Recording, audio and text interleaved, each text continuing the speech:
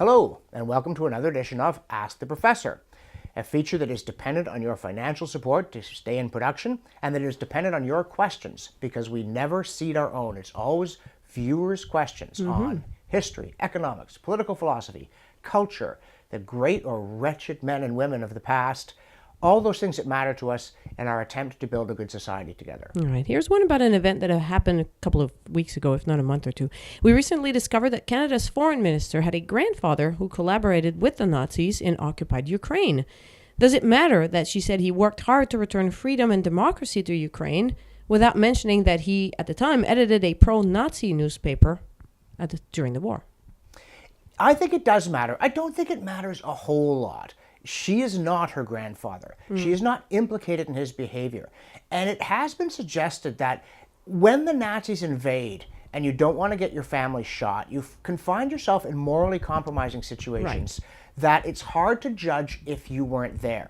But of course, that wouldn't extend to, say, working at a death camp. That is one of those things that you must yourself choose death rather than do, or you will be held to account afterward, even decades afterward. So some blame attaches to him, though, again, you have to say, well, how much did he do? What were the choices that he faced? But it's ugly to collaborate with the Nazis, even against the Bolsheviks, as indeed it's ugly to collaborate with the Bolsheviks, even against the Nazis. Just because Stalin was on our side in the war, and there's some sort of strategic argument for saying, well, helping Stalin is helping democracy. But to be actively aiding and abetting the Bolsheviks, a line that a number of people did cross, including people like Alger Hiss working for the American government and passing secrets to Stalin, Stalin is as morally hideous as Hitler, and the Soviet regime is as morally hideous as the Nazi regime. But all of that is about her grandfather. The question is, what responsibility does she have? And of course, the Russians have been trying to paint a thick coat of tar all over her because she's been very strong on the annexation of Crimea and Russian troublemaking in Ukraine. And they're saying, oh, well, she's a Nazi, obviously. Her grandfather was a Nazi. She praised him. She's a Nazi. The usual kind of, RT propaganda. That is completely unfair. But if she knew what he did, I think it was incumbent upon her not to portray him in a more flattering light. I mean, he's your grandfather. Presumably we love our grandparents. Nevertheless, we do not pretend things didn't happen that did happen. So I think that she is guilty of what you might say is a typical politician, dressing up her resume a little, making everything seem better than it is. Why can't they just come clean with us? And say, be honest. Yeah, he did work for democracy after the war, but during the war, he edited a pro-Nazi newspaper with a gun to his head. And you must judge the man as you would like to be judged if it had happened to you. And some of us would say, well, I'm going to judge him pretty harshly. He should have defied them and taken the bullet. Easy to say when you're not there, but it doesn't mean it's the wrong answer.